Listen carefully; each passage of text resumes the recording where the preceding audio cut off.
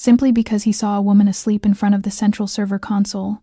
The most powerful crime boss in New York ordered her fired on the spot in front of his entire technical team, convinced it was the fastest way to stamp out negligence within his empire. But he had no idea that the woman engineer in front of him had stayed awake for 48 straight hours, fighting alone against a cyber attack, sophisticated enough to erase the organization's entire underground financial network in a matter of minutes. By the time a seemingly harmless suggestion from his own most trusted right hand unknowingly triggered the hacker's plan, thousands of confidential transactions began redirecting to unknown endpoints. Hundreds of millions of dollars became trapped in international banking systems, and the empire's most classified data started leaking to the outside world. Only then did the boss realize, with bitter clarity, that the woman he had just humiliated and thrown out of the building was the only person alive who could save everything he had spent 15 years building. Before this emotional story begins, let us know in the comments where you are watching from tonight. Don't forget to hit the like button and subscribe to the channel to support us. And now, the story begins. The operations center glowed under cold fluorescent light at 5:47 in the morning, the air thick with the scent of metal and stale coffee, 24 monitors flashing amber warnings in steady rhythm along the eastern wall. Alessandro Moretti stepped through the door in black leather shoes that made no sound on the stone floor. He gave no warning of his arrival. 2 bodyguards followed him at a distance of 5 paces. He did not need them closer. This was his building, and every corridor inside it he had walked thousands of times across 15 years of rule. At 38, he carried the stillness of a man who had learned early that noise was the language of the weak. His charcoal suit was tailored to the millimeter. His face gave nothing away. In the underworld of New York, he was the name spoken quietly at dinner tables in 3 languages. The man whose empire moved through shell companies scattered across 3 continents, whose financial network handled sums that most legitimate banks could not process in a single quarter. The unmarked building in Manhattan where he now stood was the heart of that entire network. What happened in this room decided what happened everywhere else. For 3 weeks, something had been wrong. International partners had grown slow to respond. Whispers of an internal leak had begun circulating in the circles that counted. He had come this morning to see the situation with his own eyes. Unfiltered, unannounced. He walked past the row of desks where the night shift engineers were finishing their watch. A few of them looked up, recognized him, and dropped their eyes back to their screens with the sudden focus of men who did not want to be noticed. He did not stop at any of their stations. He walked to the center of the room, and there, at the central console, he came to a halt. At that desk sat a woman in a rumpled gray hoodie, her hair loosely tied and half loose again, her head resting on her folded arms. Beside her sat a coffee cup with a cold film across the top, a paper notebook dense with hurried handwriting, and 3 red pens gone dry from use. The monitor in front of her scrolled logs at a speed only the person who had written them could have read. Alessandro did not read the screen. He did not read the notebook. He saw only one image before him, the woman most responsible for the organization's financial nervous system, asleep at the most sensitive station in the building, during the most fragile week of the past 3. In his empire, discipline was the line between living and dying. He had watched men lose everything for smaller failures than this. One of the bodyguards leaned toward him and spoke in a low voice. "That is Emily Carter, sir. Chief Systems Engineer, 28 years old. She oversees the entire financial network." Alessandro heard the name but did not turn his head. His gaze moved across the desk and registered each detail without weight. The clouded coffee, the overflowing notebook, the tired hand still resting near the keyboard. He read none of it as evidence of anything but what he had already decided. He had walked into this room with a suspicion, and now, in the shape of a sleeping woman at the most important desk of the most important floor, he believed he had found its answer. Someone at the top of his technical operation had grown careless, and carelessness at this level was how empires like his ended. His voice cut clean across the humming servers, loud enough for every engineer on the floor to hear. "Wake her up." The bodyguard stepped forward and touched Emily's shoulder with the careful pressure of a man who knew he was waking someone whose sleep had not been chosen. She jerked upright, her head came up too fast, and for a moment the room tilted around her.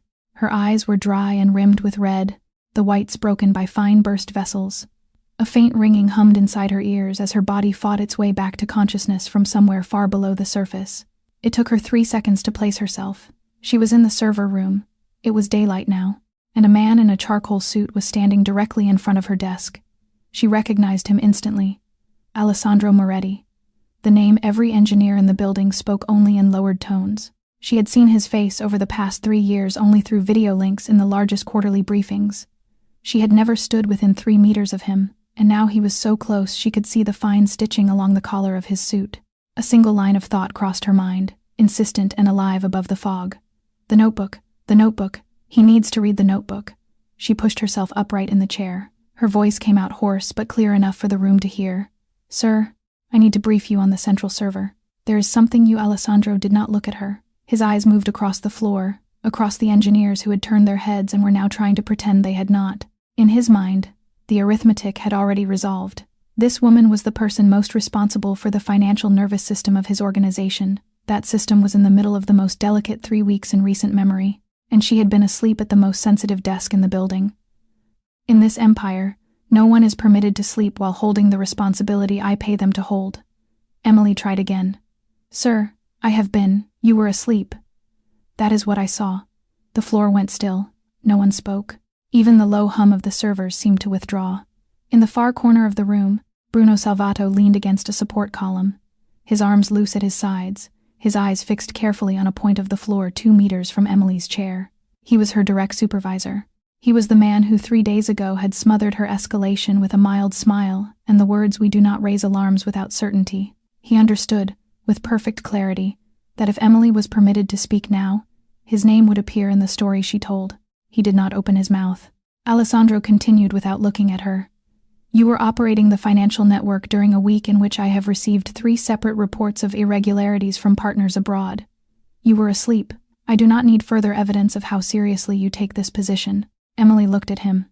She could have spoken 30 sentences. She could have explained the attack. She could have named Bruno. She could have described the 48 hours, the intrusion pattern, the sleeping trigger buried in the core cluster. But she had been in this profession long enough to recognize the specific look a powerful man wore when his decision had been made before he entered the room. Nothing she said would land. She lowered her hand from where it had been resting on the notebook. She did not argue. She did not reach for the sleeve of his suit. She simply stood, back straight, and waited for what would come next. Alessandro turned to the bodyguard beside him. His voice remained flat. He gave the order that would redefine the 15 years he had spent building his empire. Take her access badge. Terminate her contract, effective immediately. Hand the entire system over to the replacement shift. 3 sentences, delivered without half a second between them. The floor turned to stone. Even the servers, which had been humming beneath the conversation, seemed to fall into an obedient hush. The bodyguard stepped closer to Emily, but there was nothing for him to seize. She had already lifted her hand to the lanyard at her collar. She unclipped the silver access badge with slow, deliberate movements. Her fingers did not tremble. She lowered the badge to the surface of the desk, and it made no sound against the wood, the posture of a woman too drained to permit any dramatic gesture. Alessandro read the motion in his own language. He read it as the quiet surrender of an employee caught in the act. He did not read it as the absolute exhaustion of a woman who had not closed her eyes across 2 full nights. Bruno Salvato stepped out of the corner and moved toward Alessandro with an expression of concern packaged with practiced care. Sir, allow me to supervise the handover personally. The replacement shift will assume control within 10 minutes. Alessandro gave a short nod without looking at him. In his mind, the matter was closed. He had answered what he took to be the first visible symptom of decay in his empire, and the signal had been broadcast for every eye in the room. From this morning forward, no one would dare imagine that a critical station could be taken lightly. Emily turned. She bent to lift the small canvas bag she kept beneath the desk. As she straightened, her hand slid inside the bag to steady its contents, and her fingers brushed against something soft that did not belong to the world of the server room. A rag doll. Old. Worn along the seams. A pale blue ribbon around its neck, faded almost to gray from years of a small hand tugging at it. Emma had pressed the doll into her palm 3 nights earlier at the door of their apartment, her serious eyes fixed on her mother's face, her voice matter-of-fact. Take her with you, Mama, so you are not afraid. Emily closed her eyes for half a second. In that fraction of a second, she was not thinking about the job. She was thinking about the school tuition due in 2 weeks. She was thinking about Emma, 6 years old and unusually calm, sitting at the kitchen table with her math sheets under the yellow lamp. She was thinking about the last 48 hours of her life, 48 hours in which she had held together a system alone, and how those 2 days were now dissolving into ash within a span of 30 seconds. But there was something larger than the private injustice. She was the only person in this building who understood the sleeping trigger the attackers had planted inside the core cluster. If anyone restarted the central server, every defense she had raised across 2 nights would collapse in 4 seconds. She had to give the warning, not for her dignity, for the innocent partners who would lose money, for the small operators whose accounts would be wiped, for the thousands of transactions that would be diverted into hands the organization would never trace. She straightened her back. She turned around. She opened her mouth. Alessandro had already turned as well, ready to leave the room. His bodyguards were opening the aisle in front of him. No one in the room believed Emily had anything left to say. Bruno exhaled quietly from the corner, the tension leaving his shoulders. He believed the danger to himself had passed. Emily drew a breath. She knew she had 1 sentence before the bodyguard would guide her firmly into the corridor. 1. She had to choose correctly. She opened her mouth, fixed her eyes on Alessandro's retreating back, and spoke the words that every person standing in that room would remember many hours later. Please, sir, do not restart the central server. If you do, everything will collapse. Her voice did not plead. It did not carry anger. It carried only urgency, the specific urgency of a person who knows exactly what she is saying and knows just as clearly that she has no way to prove it in this moment. Alessandro paused half a step in the middle of the room. He did not turn his head. The sentence entered his ears, and he processed it through the lens already fixed inside him. This was the excuse of an employee just dismissed, an attempt to conjure a story dramatic enough to force him to reconsider. He had seen this move before, in the years of the gang war, intense negotiations, across long tables where men about to lose everything routinely invented disasters to hold their seats. He did not turn. He only spoke, and his voice remained flat. Escort her out. The bodyguard closed his hand around Emily's elbow. There was nothing rough in the gesture, but there was no room for delay in it either. She allowed herself to be guided toward the door, but before she crossed the threshold, she stopped one final time. She turned her head and searched the room for the right person. She found him, Daniel Rossi, 26 years old, the youngest engineer on the floor, the only person in this building who had ever wandered over to her desk during a night shift and asked her, with genuine curiosity, what she was actually working on. He was standing beside a secondary console with his hands loose at his sides. Emily fixed her eyes on his. Her voice was low but clear enough for the 5 people nearest them to hear. Do not restart it. 4 words. Daniel nodded without understanding. He did not know why she had chosen his face out of the entire room. He did not know that 30 minutes later those 4 words would ring inside his skull when Marco Bellini gave the opposite order. The bodyguard drew Emily into the corridor. The elevator doors closed behind her. Downstairs, in the lobby, a security officer relieved her of the temporary visitor badge she had been issued after her main lanyard was surrendered, and guided her past the final checkpoint into the street. Alessandro had already returned to his private office upstairs.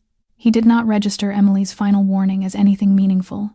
In the internal file cabinet of his mind, the morning had been slotted under necessary leadership action, the first clean signal that the age of complacency inside his organization was over. Bruno Salvato walked back to his own desk and sat down with the slow, measured exhale of a man who had just narrowly escaped a fire. For 3 days he had been quietly praying for precisely this outcome. Emily had been removed before she could bring her concerns directly to Alessandro, before she could name what he had buried. The threat to his career was gone. No one else in the organization knew what he had done. Below the executive floor, Daniel Rossi lowered himself into his seat. He looked at the monitor in front of him. Logs scrolled past in the calm rhythm of an ordinary morning. The system was operating normally. Emily's 4 words sounded in his mind like a distant bell, but he did not understand what she had meant. He decided, tentatively, that it had been the bitter parting remark of a woman just humiliated in front of her peers. The clock on the server room wall reached 6:03. For the next 6 hours, the system would continue to run in perfect calm. After that, everything would break. But no one in the room, at this moment, knew. Emily stepped out of the building into the cold light of a Manhattan dawn.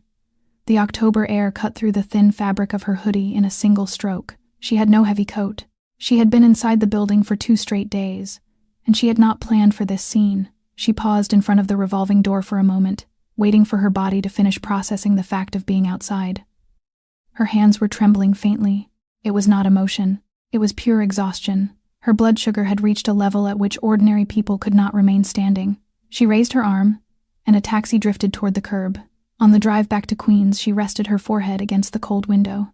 She thought about Emma. the child waiting for her with the living room lamp still burning. She thought about the tuition bill due next month. She thought about the story she would have to invent when Emma asked her why she was home so early, and why she would stay home for so many days after.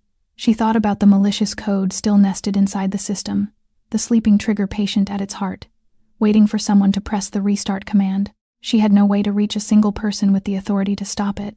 She opened her phone. Her contact list held Bruno's number. Useless. He was the man who had gagged her 3 days ago. It held Daniel's. He was young, on the technical floor, without any authority to move a hand higher than his own console. It did not hold Alessandro's. In this empire, no engineer possessed the private number of the man at the top. She wrote a single message to Daniel. "My notebook is on my desk. Last page. Read it." She pressed send. She turned the screen off. She did not know whether Daniel would even open the message, and even if he opened it, she did not know whether he would have the courage to act. The taxi reached the front of the old 4-story building in Queens at 7 to 10. She paid, stepped out, and climbed the stairs. Her legs felt weighted with lead. She opened the apartment door quietly. In the living room, Emma had fallen asleep on the sofa with the rag doll in her arms, waiting for her mother to return. The lamp still burned as the child had promised it would. On the low table sat a small bowl of rice porridge Emma had prepared for her. It had gone completely cold. The child, only 6, had already learned to switch the stove to its lowest setting and warm food, a skill Emily had taught her 2 months ago on a quiet Saturday afternoon. Emily looked at her daughter for several seconds. She did not have the strength to carry her to bed. She pulled off one shoe. The second remained. She lowered herself into the armchair beside the sofa. She thought briefly about writing an email to Alessandro from her personal account, but she did not have his private address. She thought about the organization's emergency line, but her access had been revoked. She let her head fall forward. She closed her eyes. Her body finally surrendered. 7:34 in the morning. Emily slept beside her daughter. The rag doll in Emma's arms tilted slightly in her sleep, and the faded blue ribbon at its neck brushed against her mother's hand. Many miles away, in Manhattan, the clock in the server room kept counting toward the moment when everything would break. 11:04 in the morning. The operations center. The replacement shift had been holding the central desk for 5 hours. At first, everything had appeared to be in order. The system moved steadily. Transactions passed through at their ordinary velocity, and the logs carried nothing that resembled a serious alert. The replacement crew had settled into the working assumption that Emily had exaggerated the situation, or perhaps that the trouble she had described did not truly exist. Then, at 11:04, the first warning surfaced. A single transaction from a Zurich counterpart returned a delay of 7 full seconds where the standard measurement was in milliseconds. 3 minutes later, 3 more transactions reported the same anomaly, all of them along the outbound international channels. By 11:22, the international queue had begun to congest visibly, and the engineers at the secondary desks were starting to glance at each other with the kind of nervous curiosity that precedes a real problem. The new shift lead was a seasoned engineer, competent by any ordinary measurement, but he had never once read the core architecture Emily had written. He ran the standard diagnostic sweep. The results returned nothing conclusive. The system reported no discrete error, only an unexplained slowness draped across the international pathways like a fine gray dust. He picked up the internal line and called upstairs. "We have anomalous latency across the international flows. We cannot identify the cause." The head of the department, Enzo De Luca, listened to the report with barely disguised irritation. On paper, Enzo held the title of Chief Technology Officer. In practice, he was a man built for strategy meetings and executive presentations, not for the operational trenches. He offered the standard suggestion: run the extended diagnostic. If that returns nothing, restart the affected service cluster. At the corner of the room, Daniel Rossi sat at his station. He heard the exchange through the internal channel. Emily's 4 words rang inside his head for the 3rd time that morning. Do not restart it. He opened his phone and looked at the message she had sent at 7 that morning. "My notebook is on my desk. Last page. Read it." He stood up and walked directly to the central desk. The notebook was still there, untouched, sitting exactly where she had left it. He turned it to the final page. The words had been written in a hurried, forceful hand. Do not restart the central server. This is not a performance fault. This is an attack waiting to be triggered. Call me first. Below the message was a personal phone number. Daniel stood there in silence. In a single moment, he understood the 4 words at the door. This had not been the bitter parting remark of a woman just humiliated. This had been a precise technical warning. He turned and went straight to the shift lead. "We cannot restart it." Emily left a clear warning. "There is an attack in progress." The shift lead looked at him the way a man looks at a child. "You know why she was dismissed this morning, don't you? She was asleep at her station. And you want us to rearrange the day around notes left behind by someone whose contract has been terminated by the boss himself?" Daniel opened his mouth to protest, but the shift lead had already turned away. He took the notebook, tucked it under his arm, and ran for the elevator. He needed to find someone with real authority. He needed to find someone who would listen. But the first person he met upstairs was not Alessandro. It was Marco Bellini, stepping out of the elevator with an expression of composed calm that he was about to lose within the next 2 hours. 11:47. Marco Bellini stepped out of the elevator on the executive floor. 42 years old, in a pale gray suit and a deep blue silk tie, wearing the warm, easy smile that every subordinate in the building recognized and trusted. Marco had stood beside Alessandro for 10 years, through 3 gang wars, through 3 separate nights that had come within inches of killing them both. Inside the organization, Marco's loyalty was the single fact that no one thought to question. Daniel Rossi came half running toward him, breath uneven, the notebook clutched in his hand. "Mr. Bellini, please listen to me for 1 minute." Emily Carter left a warning about a cyber attack. She wrote that we must not restart the central server. Marco stopped walking. His smile did not change. Inside his chest, however, his heart executed one hard, uneven beat. He knew exactly what the warning referred to. He knew because he was the man who had opened the access 3 weeks ago. The man who had handed the highest clearance credentials to the attackers. Vittorio Bianchi had taken Isabella and their 2 boys, and each day Marco delayed brought another video to his phone, another cut of hair inside a plain envelope. Marco placed his hand on Daniel's shoulder and spoke with the warm, unhurried calm that had made him beloved on every floor of the building. "You're the young engineer, right? Rossi, isn't it? Listen to me. You know why Emily was dismissed this morning. Anything she wrote while running on no sleep is not something we can build decisions on. Give the notebook to me. I will handle it properly." Daniel hesitated. Something in Marco's tone caught faintly against the grain of his instinct. The calm was too immediate. The hand had come out too quickly for the notebook. But this was Marco Bellini, the right hand of Alessandro Moretti. There was no one in this building whose position permitted him to question Marco. He handed over the notebook. Marco took it with both hands, a gesture of respect, and gave Daniel a serious nod. "You did the right thing by reporting. Go back to your station. I will bring this directly to him." Daniel turned and walked away, but the unease inside him did not dissolve. He could not name what was wrong. He only knew that something was. Marco walked to the small conference room on the executive floor, where Alessandro was reading through the morning financial reports. He knocked once and stepped inside with the expression of a man arriving for routine business.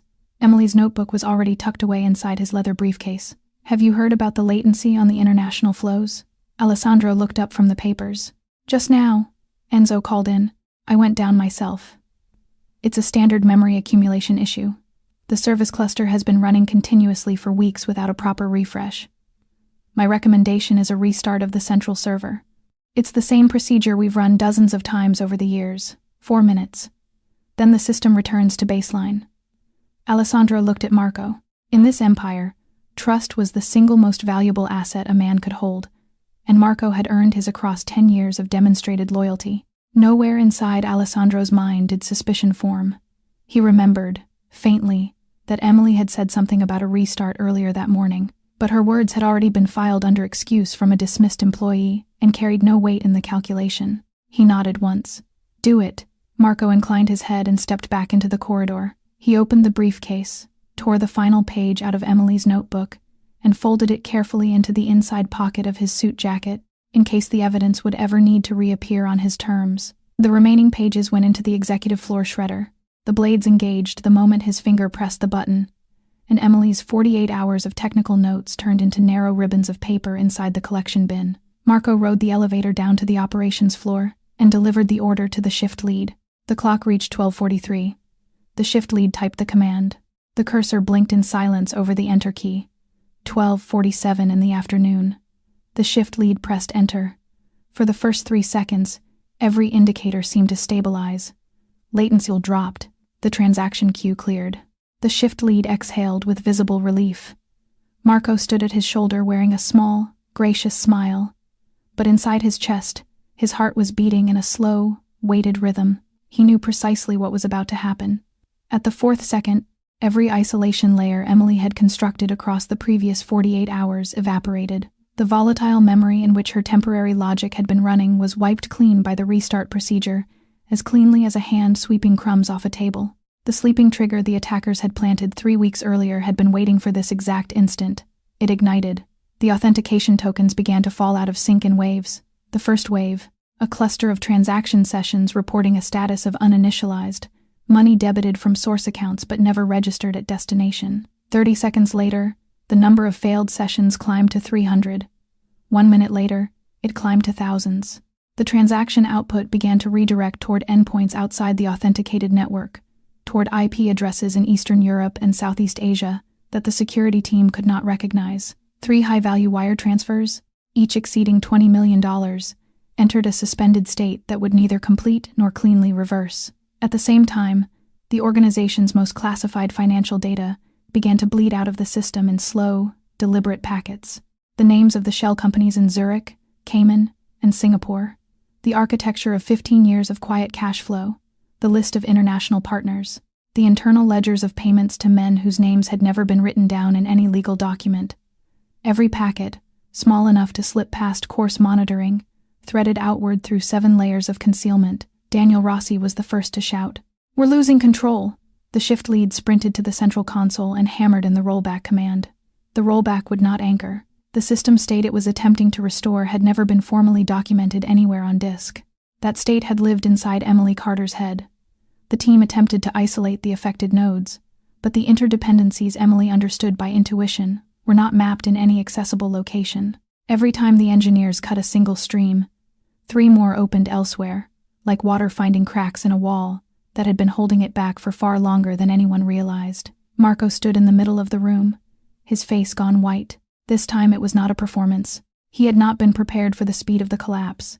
Vittorio Bianchi had hidden from him the true scale of the malware, had given him only the pieces that concerned his own role. A new fear began to form inside him, sharp and specific. If Alessandro survived what was happening now, and if Alessandro traced the door back to the man who had opened it, no one would be left to shield Isabella and the boys. Enzo De Luca rushed up to the executive floor. He knocked once and pushed the door open. Alessandro was on a call with a partner in London. "Sir, the system is collapsing."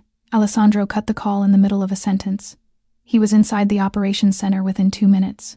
When he stepped through the door for the second time that day, the room had been transformed.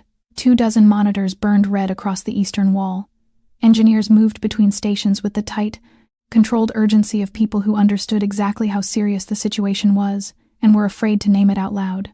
He addressed the shift lead. His voice remained flat, but the coldness underneath was no longer hidden. "How much are we losing per minute?" "Approximately $3 million, sir. And rising." Alessandro looked slowly around the room. A memory moved through his mind. Emily that morning, her voice hoarse with urgency. "Please, sir, do not restart the central server. If you do, everything will collapse." He said nothing. He simply walked directly to the central desk, to Emily's desk. Alessandro stopped at Emily's desk. The chair was empty. The clouded coffee cup had already been cleared away by the replacement shift. The paper notebook was no longer there. He turned toward the shift lead. "Where is her notebook?" The shift lead shook his head. "I did not see it when we took over, sir." Alessandro turned toward Daniel Rossi, the young engineer standing near the secondary console with visible tension in his shoulders. "You have been here since morning. Did you see the notebook?" Daniel hesitated. He wanted to name Marco. He wanted to say that he had placed the notebook into Marco's own hands only an hour earlier. But to speak that sentence now was to accuse the right hand of the boss without any physical evidence to back him. He chose a partial truth. "I saw it this morning, sir." Emily had written a warning on the last page. She wrote that we must not restart the server. I tried to raise it with the shift lead, but Alessandro looked at Daniel. His eyes did not carry anger. They carried the flat stillness of a man processing something too large for anger to be a useful response.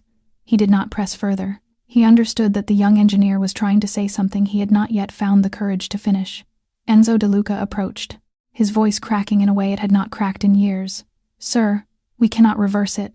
The defense architecture, it was never written down anywhere accessible. Who wrote it?" "Emily Carter, sir." The answer dropped into the room like a stone rolling down a dry well. Alessandro felt something move inside his chest. It was not fear. He had never in his life felt fear the way ordinary men felt it. It was something sharper and more specific. The recognition that he had just, with his own hands, destroyed the last shield standing between his empire and its ruin.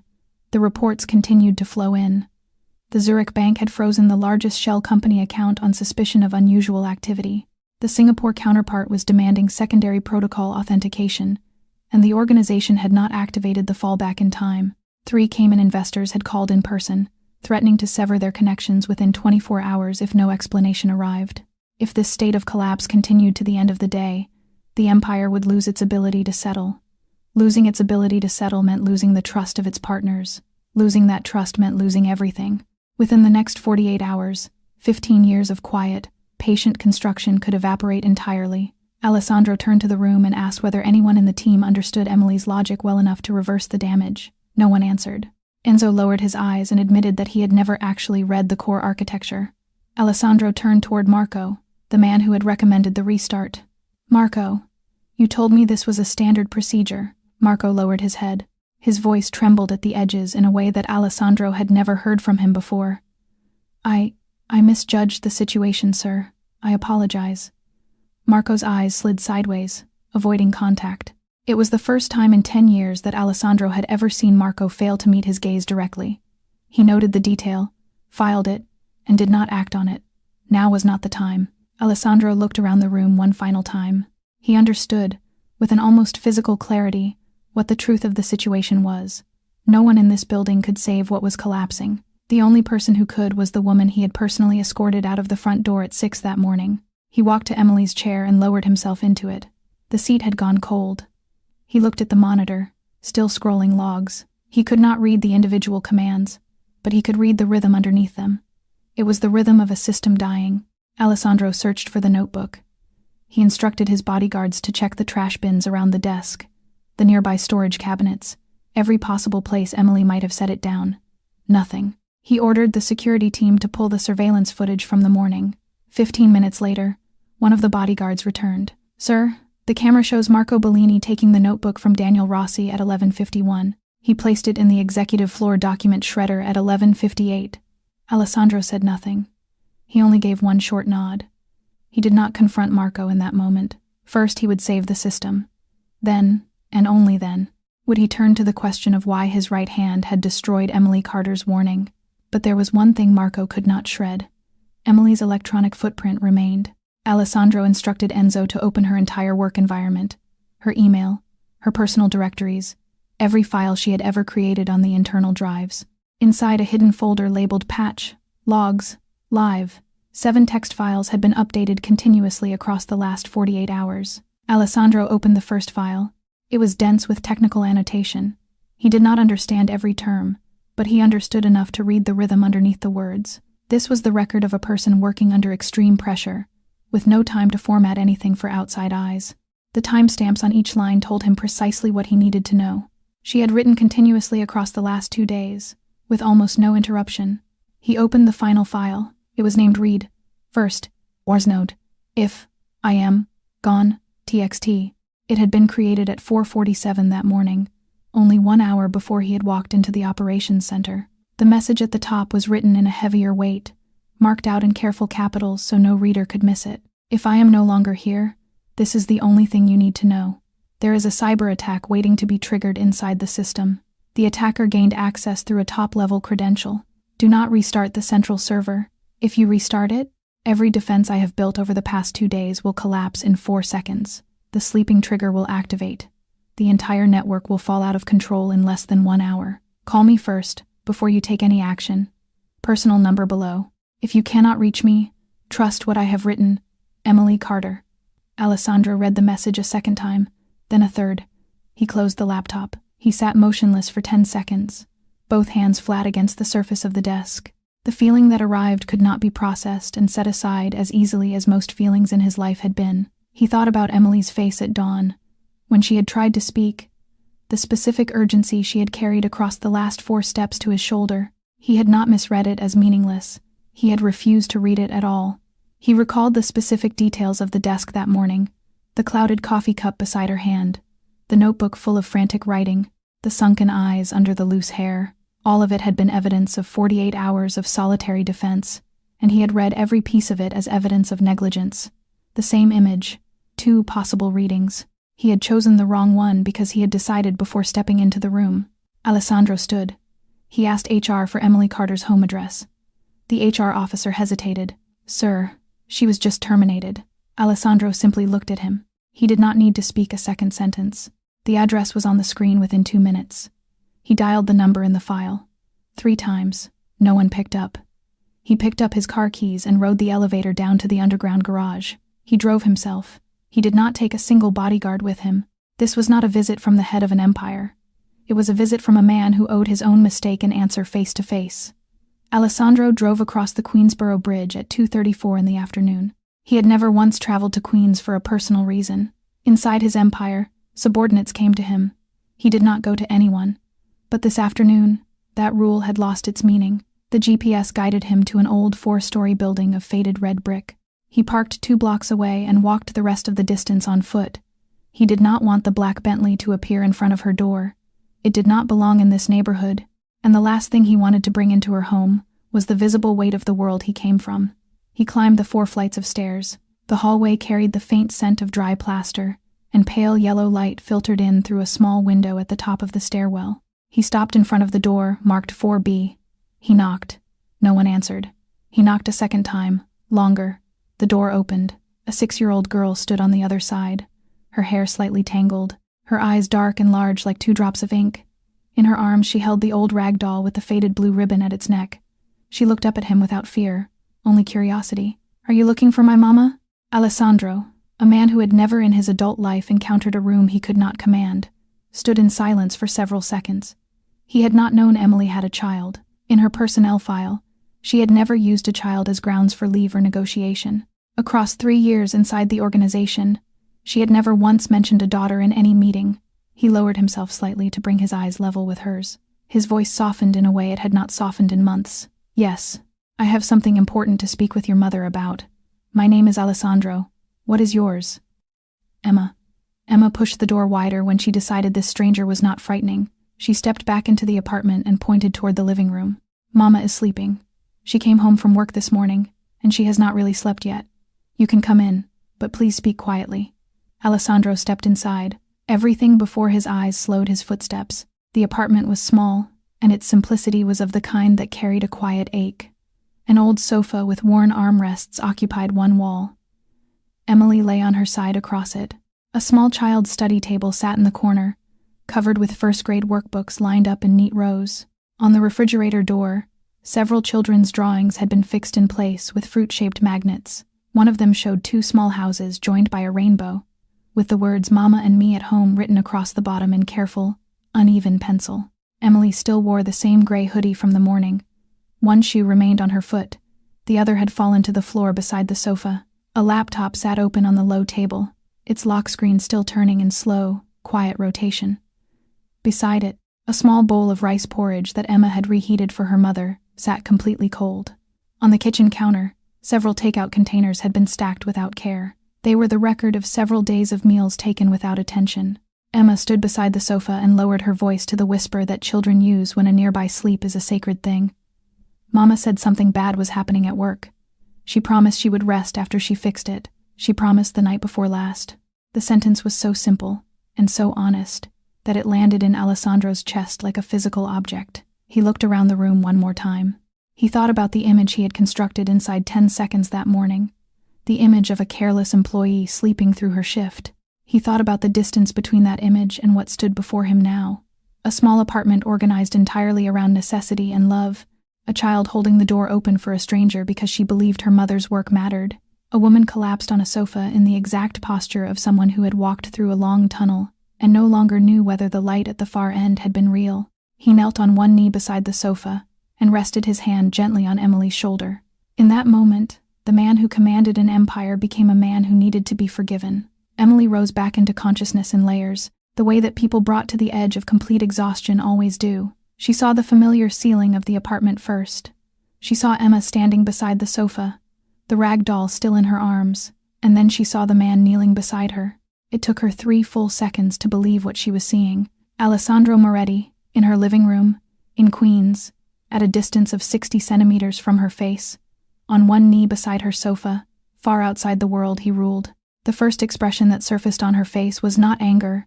It was the specific weariness of a person who had just been handed one more demand she had not asked for. She sat up slowly. She did not speak. She waited. Alessandro did not stand. He shifted quietly onto the chair opposite the sofa. He did not open with polite framing. He did not deliver a prepared speech. He spoke in the level voice of a man who had already set his weapons down at the door. "I dismissed you this morning before I understood anything." Marco ordered the central server to be restarted at 12:47. "The system is collapsing. As of 2 o'clock this afternoon, we are losing approximately $3 million per minute. Classified data is being copied out of the network. No one in the building can read the logic you wrote. I came because I need you to return." Emily looked at him. Her silence was not a tactical distance. It was the silence of a person emptied so completely that even accurate words could not adjust the shape of what she felt in this moment. She answered in a hoarse, deliberate voice. "You convicted me without permitting me a single sentence. In front of everyone I have worked beside for the past 3 years. You did not need 30 seconds to listen. You gave me none." Alessandro did not push back. He knew she was correct on every clause. Emily continued. "And now you have come because you are losing money. If the system had not collapsed, you would never have seen this apartment. You would never have known I have a daughter. I would only be an employee dismissed on a Monday morning whose name you would not remember by Wednesday." "I know. Then what is it you intend to tell me now?" Alessandro looked at her. He did not search for a clever answer. He said only what was true. "I have nothing to say that will change your mind. I came because I had to come. I will stay until you give me your final answer. If your answer is no, I will leave, and I will let you rest." Emily looked at him for a long moment. She studied his face. She did not see manipulation. She had known enough manipulative men in her life to recognize the shape of it. She saw something else. A man accustomed to having every sentence he spoke received as a matter of course, sitting now in her living room without any certainty of how his next sentence would be answered. But that was not enough. Not for her. She had poured herself into this work for 3 years. She had gone without sleep for 48 hours to protect his empire. And he had dismissed her in front of 20 people inside 30 seconds. No apology could reshape that. She opened her mouth to say the word no. Before the first sound left her lips, Emma stepped closer to the sofa. She reached up and took hold of the sleeve of her mother's hoodie, and she looked up at her with those large dark eyes of a child who had been listening to every word of the conversation without a single adult noticing. Emma tilted her head slightly, the rag doll clasped against her chest. She asked her question in the perfectly clear voice of a child, without a single crease of adult calculation in it. "Mama, if you do not help, are a lot of people going to lose everything?" The question dropped into the room the way a leaf falls onto the surface of still water. Emily did not answer immediately. She looked at her daughter. A memory moved quietly through her mind. 2 months earlier, when Emma had asked why her mother always came home late, Emily had sat down with her on this same sofa and explained, in the simple words that a 6-year-old could hold, that her work was to protect the money of a great many people, and that if she did not do it carefully, some of those people would lose their money, and some of them would lose their homes. Emma had nodded slowly, and from that evening onward she had never again asked why her mother returned so late. Emily had not taught her that story to excuse an absence. She had taught it because she wanted Emma to hold a principle that her own mother, Emma's grandmother, dead now for 4 years, had planted inside her at the same age. When someone needs to be saved, you do not turn away. The rag doll with the faded blue ribbon in Emma's arms had belonged to that grandmother. It was not simply a toy. It was the physical inheritance of a principle passed through 3 generations of women in her family, and Emma had just reminded her mother of it. Emily looked at her daughter. She did not look at Alessandro. In this instant, Alessandro was not the person she was speaking with. She was speaking with her dead mother, with her daughter, with the version of herself who had been 20 years old and had once made a private vow that she would never become the kind of person who turned her back when help was needed. She closed her eyes. She exhaled slowly. She opened her eyes. She leaned down, kissed the top of Emma's forehead, and lifted her head to look at Alessandro. Her voice was no longer hoarse. It had settled into the calm of a person who had made her decision. "I will return, but hear this clearly. I am not returning for the job. I am not returning for your apology. You have not offered one, and even if you did, I would not return for it. I am returning for the people who will lose everything if I do not. For the small partners, for the innocent employees, for those who have money moving through the system, whose names you would not recognize if I read them to you. When the work is finished, you and I will speak about what comes next. Not now. Alessandro nodded slowly. He made no promise. He did not attempt to soften the moment. He simply received what she had said. Emily rose to her feet. She walked into the bedroom, changed her shirt, and retied her hair. She peeled off the gray hoodie of the past 48 hours and pulled on a clean cotton blouse. She drank a full glass of water at the kitchen sink. Before opening the door, she crouched and gathered Emma into her arms. She whispered against her daughter's temple. "You will stay with Miss Nora next door. I will come home when everything is safe." Emma nodded and lifted the rag doll toward her mother. "Take her, so you will not be afraid." Emily looked at the doll for a few seconds. Then she shook her head gently and smiled. The first smile she had smiled in 3 days.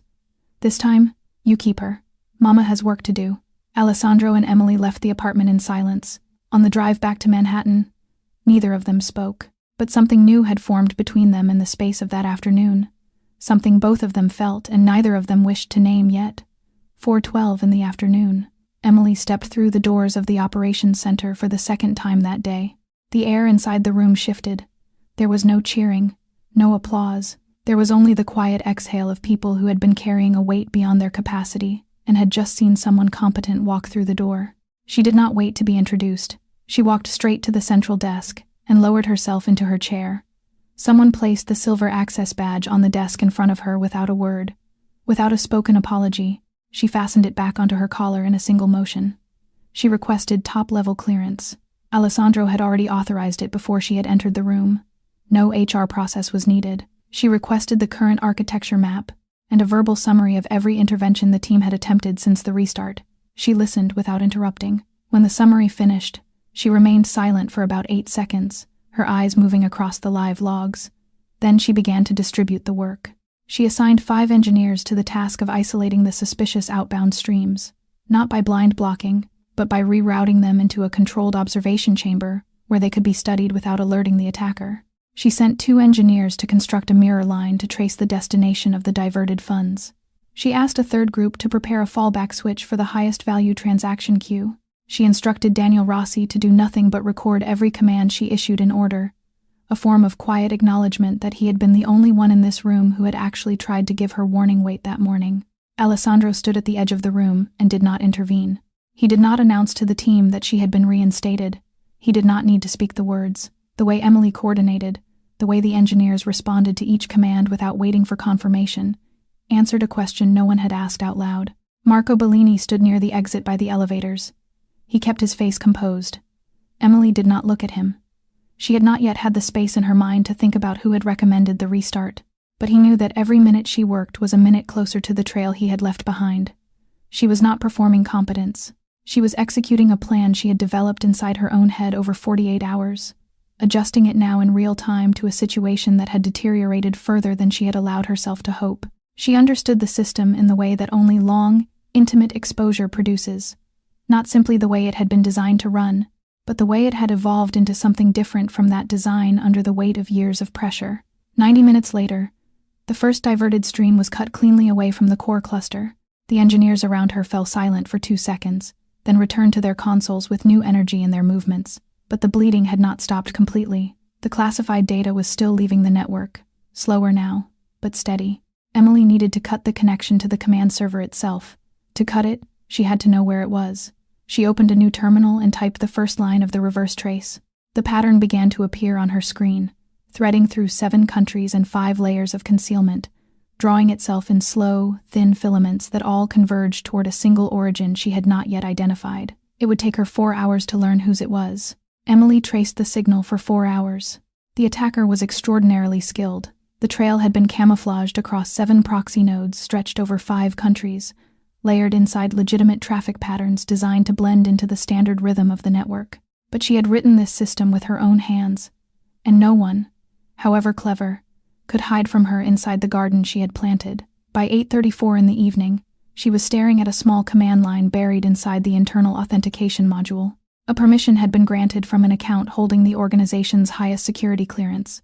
Only 3 individuals possessed that clearance level. The first was Alessandro Moretti himself, whose top-level account was not used for daily operations. The most recent entry on his record was from 7 months earlier.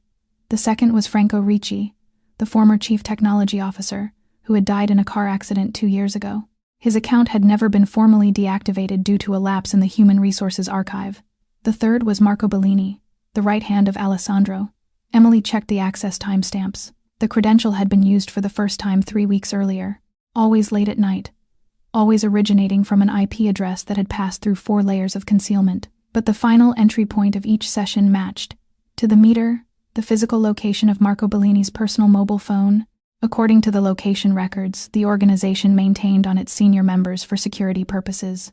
She verified it 3 times, 4 times. There was no error. She lifted her head. Alessandro was standing 3 meters away, watching her work as he had been watching her for the past 4 hours. He had not once sat down. He had not left the room. A bodyguard had brought him coffee. He had not drunk it. Emily did not speak. She simply turned the monitor toward him. Alessandro stepped closer. He bent over to read. He was not a technical man, but he understood enough to grasp 3 things. The trail was real. It led to an account labeled M. Bellini, and the starting date was 3 weeks earlier, matching precisely the moment when he had received the first report of unusual behavior from the international partners. His face did not change. Only his hand at his side closed into a fist so tight that the knuckles went white. Inside that single moment, 10 years of memory moved through him. 3 gang wars. The nights Marco had stood beside him under gunfire. The family dinners when Marco had held his 2 small sons on his lap in the warmth of a summer evening. Alessandro was the godfather of both of those boys. He did not ask Emily whether she was certain. He knew she was certain. He turned to the bodyguard standing next to him. "Bring Marco to me. Now." The bodyguard nodded once and left the room. Emily looked at Alessandro. She said nothing. This was not a moment for words. She simply returned to her work, her eyes moving back onto the screen. On another layer of her terminal, she was already preparing the final disconnect command for the instant they located the control server. Marco stepped into the operations center 3 minutes later. He saw Emily seated at the central desk. He saw the monitor angled toward the door, displaying his own account and every trace of the past 3 weeks laid out in clean, undeniable rows. He saw Alessandro standing beside her, his hand still clenched at his side. He did not need to hear anything further. In that single moment, 10 years of loyalty, 3 gang wars, and every family dinner they had ever shared collapsed into a single point that Marco could not deny. Alessandro did not ask. He only watched. Marco lowered himself to his knees in the center of the operations floor. The man who had commanded 200 armed men, who had stood beside Alessandro on the most fateful nights of his life, knelt down before a truth that could not be argued with. The entire room went still. Marco lifted his head. His eyes were red. His voice broke as it came out of him. "Please, sir, hear me. Not for me. For Isabella and my sons." Inside Alessandro's private office on the executive floor, Marco sat on the chair across from the desk. Alessandro stood, his hand resting on the back of his own chair. He did not sit down. Emily remained standing at the doorway. She did not leave. Alessandro needed her to hear the entire story before he made a decision on what would happen next. Marco began to speak. His voice cracked in his throat, but every word came out clearly. 3 weeks ago, I took Isabella and the boys to a lake house in the Vermont countryside for the weekend. We had planned it for a month. Marco Jr. had just turned 8. Antonio was 6. We arrived at the lake on Friday afternoon. He paused, drew a slow breath, and continued. That night, they came. 6 of them, dressed in black, suppressed weapons. They took my wife and my sons in front of me. They left me alone in the house with a single message on my phone. You already know who was behind it. Vittorio Bianchi, the boss out of Boston. He has been expanding quietly for 2 years, and none of us paid enough attention. Alessandro did not react. He only listened. Marco went on. Vittorio's condition was simple. I would open access to your financial network. I would provide the timing that suited his attack. If I refused, or if I spoke a single word to you, my wife and my children would die. He said he had people inside our organization. Any move you made after knowing meant that Isabella and the boys would be killed before you could react. Marco lifted his phone from his jacket pocket and opened a folder of images. For 3 weeks he has been sending me these. On the screen a short video played. Isabella bound to a chair, her face swollen, her eyes staring directly into the camera in a silent plea. A photograph of Marco Jr. with a fresh cut along his cheek, An envelope holding a lock of soft hair that had belonged to Antonio, a boy of only 6 years old. Marco closed the phone. He could not look at any of it a moment longer. I considered killing myself. I thought that if I were dead, Vittorio would no longer have a reason to hold them, but he might have killed them all as revenge. I thought about coming to you, but if I told you, and you reacted, they would die first. I was placed inside a box with no exit. Emily watched Marco. The revulsion that had risen inside her earlier, the sharp dislike of the man who had opened the door to the attack, began to give way to something else. Not full sympathy, but the recognition that certain betrayals are not born from greed or ambition. They are born from love that has been pushed beyond the point at which any person can endure. Marco lowered his forehead until it touched the surface of the desk. I betrayed you. I know the price.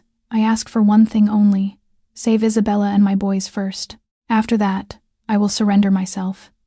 You may do with me whatever you decide. You may kill me in front of the entire organization, but save them first. Alessandro listened without interruption. Two things moved through his mind in parallel: the anger toward a man who had stood beside him for 10 years, and the memory of what he himself had done that same morning, when he had convicted another human being without permitting her a single sentence. He straightened from where he had been leaning against his chair. He walked slowly around the desk. He placed his hand on Marco's shoulder.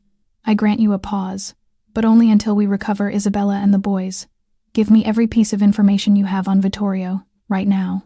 Marco reached into the inner pocket of his jacket and pulled out a small black USB drive. He handed it across the desk.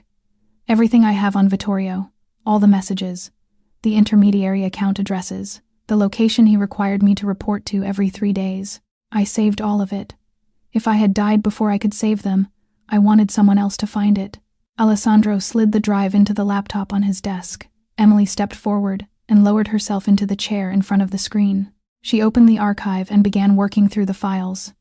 For 20 minutes, she moved through messages, coordinates, photographs, and blueprints without saying a word. She lifted her head. I have it. The command server running the attack is located inside an underground data facility in Newark, New Jersey, same district where Vittorio is holding Isabella and the boys. The warehouse is 4 miles from the data center. He is sharing infrastructure between the two operations. Alessandro looked at the screen. Can we cut the connection to that server? Emily was silent for a few seconds. She opened 3 additional terminal windows and ran a series of diagnostics. When she answered, her voice was measured. Yes, but there is a cruel problem attached to it. The attacker has installed a counter mechanism. If I sever the connection by any standard route, the malware will automatically fire its final wipe command and destroy the entire core financial database before it stops transmitting. We would lose everything by another path. So what is the alternative? There is one alternative. I have to actively erase a section of the financial database myself, permanently. The section containing the transactions currently suspended over the past 3 hours, and the accounts through which data is presently being exfiltrated. If I erase it before the attacker triggers the destruction command, we sever the connection without losing the whole. But the section I erase will be gone forever. How much? Emily looked at the figure on the screen. She spoke slowly. Approximately $43 million. There is no recovery path. The suspended transactions will not complete. Customers will lose the funds and will not be refunded, because the system will no longer hold the record. The affected accounts will close permanently. She lifted her eyes to Alessandro. It is your decision. Alessandro did not hesitate for a single second. Erase it. Emily looked at him. She wanted to be certain. You understand what this means. $43 million is a significant sum, even for you. Small partners will lose money. There will be lawsuits. Some of your reputation will be spent. Money can be earned again. An empire cannot. Erase it. Emily nodded once. She turned back to the screen and began preparing the erasure command. This was a command that could not be undone. The moment she pressed enter, $43 million would vanish inside 30 seconds. At the same time, Alessandro launched the second operation. He made 4 phone calls. Within 40 minutes, 20 of the most loyal armed men in the organization assembled in the underground garage. Weapons were distributed. Vehicles were prepared. Bulletproof vests were pulled from a locked cabinet at the far wall. He turned to Marco. You come with me. You will guide us into the warehouse in Newark. After we recover Isabella and the boys, you and I will speak. Not before. Marco nodded. This was the only chance he would ever have, possibly the last, to redeem what he had done. He rose to his feet and buttoned his jacket over the shoulder holster the bodyguards had handed him a moment earlier. 9:47 in the evening. Emily and her team had 2 hours and 10 minutes left before the classified data completed its transfer out of the network, unless she could sever the connection first. Alessandro led the convoy out of the Manhattan building and onto the road toward Newark. Inside the lead vehicle, Marco checked his weapon one final time. For the first time in 3 weeks, he was holding a gun not to threaten anyone, but to redeem himself. 2 tracks, running in parallel. Emily's track. 10:34 in the evening. She worked in a state that hovered somewhere between concentration and trance. She reversed one layer, then another. She cut one stream, then the next. The team around her responded to her commands as a single body, hands moving across keyboards in rhythm with her voice. The countdown clock in the corner of the main monitor read 0:47, 22, and continued to fall. She began preparing the erasure command that would eliminate the $43 million section of the financial database. It was a long, complex sequence, and it had to be executed in precise order. A single wrong step would not only lose the intended amount, it would take more with it. Alessandro's track. 11:12 in the evening. The convoy reached the industrial district of Newark. Vittorio's warehouse sat between 2 abandoned buildings.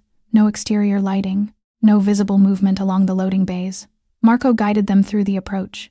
He had been to this location once, 3 weeks earlier, when Vittorio had forced him to come in person to confirm the terms. Alessandro divided his force into 3 teams. The first would breach the main entrance. The second would sweep around to the rear. The third, which included Alessandro and Marco, would descend directly into the basement where Isabella and the boys were being held. The battle began at 11:34. Vittorio's men fought back with more force than Alessandro had prepared for. Vittorio held 40 armed men inside the building, not 20, as the intelligence had reported. He had prepared for the possibility of an attack, but the men who stood with Alessandro had walked with him through 3 wars. They advanced with discipline, breaking the opposing force into small clusters and eliminating each pocket of resistance in turn. Emily's track. 11:51 in the evening. The countdown read 0:09, 11. She pressed enter on the erasure command. 30 seconds passed in absolute silence around her console. $43 million vanished from the database. At the same instant, the attacker detected the erasure and triggered the final destruction command. But the destruction command required data to destroy. The data was already gone. The command executed against empty space. It found nothing to harm. 11:57, 0:03, 22 remaining. Emily severed the final connection to the control server in Newark. The stream of classified data stopped mid-packet. The team around her went silent for 3 full seconds, and then broke into a collective exhale that carried the weight of everything the last 12 hours had held. Alessandro's track. 11:58. The third team reached the basement. Isabella and Marco's 2 sons were bound to chairs, dehydrated, hollow with fear, but alive.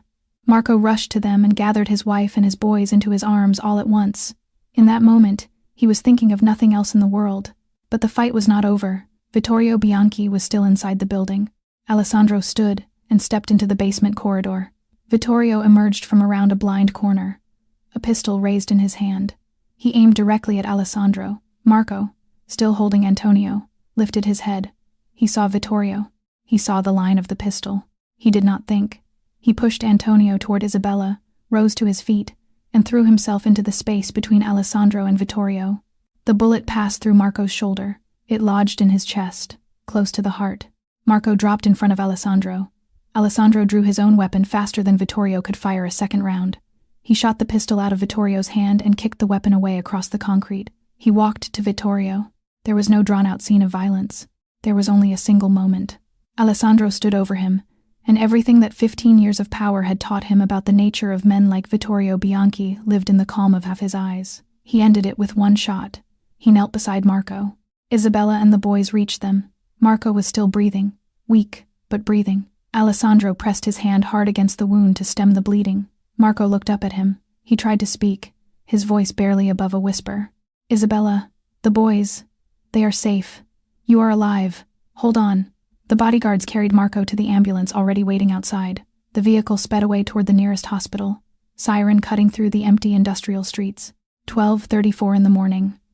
Alessandro stood in the middle of a warehouse thick with gun smoke and the flashing red of emergency lights. His phone vibrated in his pocket. A message from Emily. Done. The system is stable. Are you safe? He looked at the message for a long moment. Then he typed his reply. We are safe. Marco is being treated. I am coming home. 3 weeks later, the late afternoon light poured through the tall glass panels of the Manhattan building and warmed the main lobby that had always felt cold under the fluorescent ceiling. The same space, wrapped now in a different kind of light. An organization-wide meeting had been called that morning. 200 members and staff stood along the rows of seats in the main hall. Alessandro walked up to the podium. He carried no papers. He spoke. 3 weeks ago, I dismissed Emily Carter before I had heard a single complete sentence from her. I made that decision based on an image that fit what I had already decided before I entered the operations center. I was wrong. My mistake nearly destroyed everything we have built across 15 years. I owe Emily an apology, and I owe one to every person in this room. The hall fell into a silence that resembled the silence of the server room on the morning that had started everything, and yet was a silence of an entirely different kind. Emily stood in the first row. She gave a single, small nod. She did not smile. She did not extend a forgiveness that had not yet fully arrived inside her. She only received what he had offered. Alessandro continued. From today, Emily Carter is the Director of System Security for the entire organization. She holds full authority to protect the financial network. She reports directly to me, without intermediaries. Anyone who obstructs her, at any level, will answer to me personally. He paused and looked across the room. At the same time, 3 new policies take effect immediately. First, an escalation protocol allowing any frontline engineer to report a security risk directly to me. No one is permitted to block that report. Second, a rotation standard that prevents any single person from becoming a single point of failure. No one is permitted to work more than 20 consecutive hours. Third, a protection policy for anyone who raises a risk alarm, shielding them from any form of retaliation. These are the policies Emily requested before she accepted her new title. They are permanent. Alessandro stepped down from the podium. Bruno Salvato had quietly left the organization the previous week. A single glance from Alessandro across the room, on the morning after Newark, had been enough. Marco. Street Vincent Hospital. Marco woke from surgery 3 days after the operation. The bullet had been removed. The heart had suffered no permanent damage. Isabella and the 2 boys had sat beside his bed the entire time. When he had strength enough to speak, Alessandro came to visit. Alessandro sat at the bedside. You saved my life in Newark. Your debt is paid. Marco shook his head weakly. I have not finished paying, but I have started. Alessandro forgave him formally. Marco chose to leave the organization by his own decision. He carried Isabella and the 2 boys to a small coastal town in Maine to begin again, far from the world that had nearly taken his family from him. In the hospital lobby on the day of Marco's discharge, the 2 men parted with a short embrace, without words, without any need for words. The main lobby, Manhattan, this afternoon. Emily stepped out after her shift. Emma ran to her and wrapped her small arms around her mother's legs. Today was one of the afternoons on which Emily picked her daughter up after school. It was a new habit she had negotiated into her working schedule. Alessandro stood at the corner of the lobby. He did not move closer, but Emma saw him. She walked over, looked up, and handed him the old rag doll with the faded blue ribbon at its neck. Would you hold her for me for a minute? I have to tie my shoe. Alessandro received the doll with both hands. The man who had held weapons that carried no names now held a small rag doll as if it were the most valuable object inside his empire. Emily watched the scene from across the lobby. She did not smile. She did not turn away. Emma finished tying her shoe, stood back up, and took the doll back into her arms. Alessandro bent down slowly and drew from the pocket of his coat the silver access badge. The same badge Emily had lowered onto the desk without a sound on the morning of the dismissal. He did not hand it to her the way a man hands over a weapon. He placed it into her hand the way a man returns something that had been taken by mistake. Between them, there was no declaration of love, no tidy ending. There was only the truth that 2 people who had once stood on opposite sides of a single mistake had learned to see each other as human. Emily saw, behind the cold surface of the man who ruled an underworld empire, someone willing to sacrifice $43 million to protect those loyal to him. Alessandro saw, in Emily, something he had forgotten across 15 years of violence and betrayal. Integrity does not need to be seen in order to exist. In the complicated quiet that follows a crisis, once the crisis has finally passed, something fragile and real had begun, and so this story reaches its close. But before we say goodbye, take one gentle moment with us and reflect on what this journey has offered. Power is not the ability to make the fastest decision.